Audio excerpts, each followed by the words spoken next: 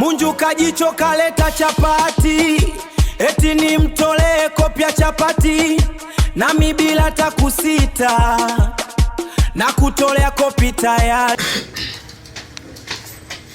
Odi kiongozi humu ndani. Karibu. Sasa. Karibu mkae.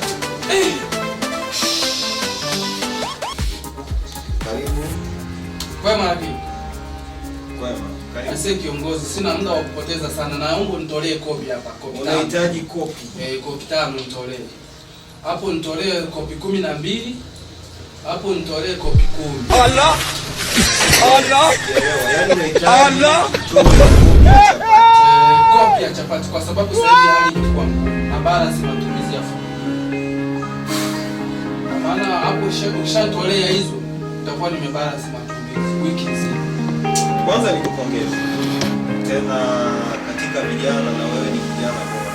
Kwa sababu kiuhalisia nikitazama umefanya jambo la kishujaa sana. Hata familia inaniamini. Ukoo wenyewe wananiamini mimi ndio kijana. Umefanya kitu cha msingi.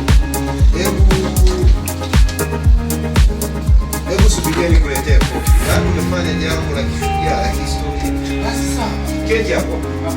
Hapo. Okay.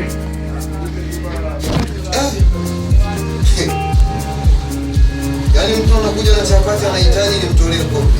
Haki ya nani? Hapo ni chini. Sio soda yangu.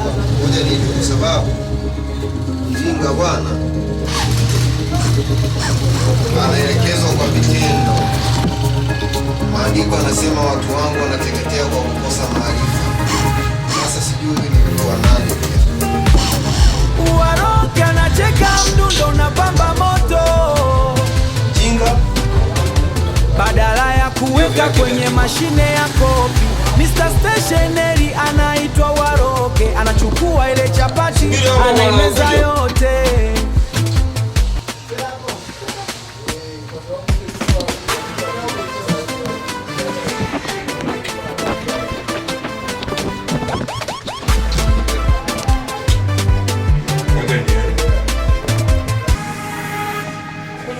Vipi kiongozi bado? wewe subiria hapo nakuja. Kwa subira, unajua kutoa chapati kopi sio mchezo. Nachelewa sasa. Haya nakuja. Allah!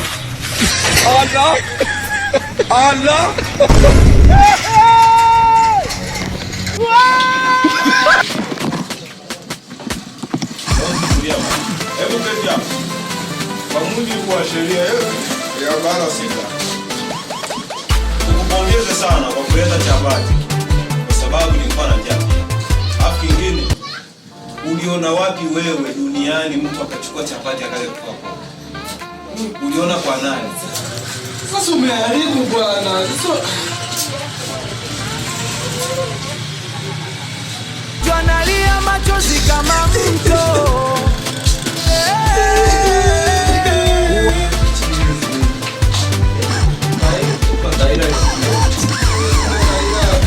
Ngoma yote yanapatikana Waroke TV.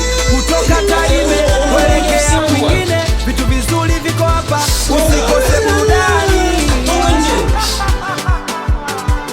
Waroke na Munju, story inaendelea, singeli ya mtaani. Asante kwa kusikiliza. Kutoka Tarime, Waroke TV, tunasema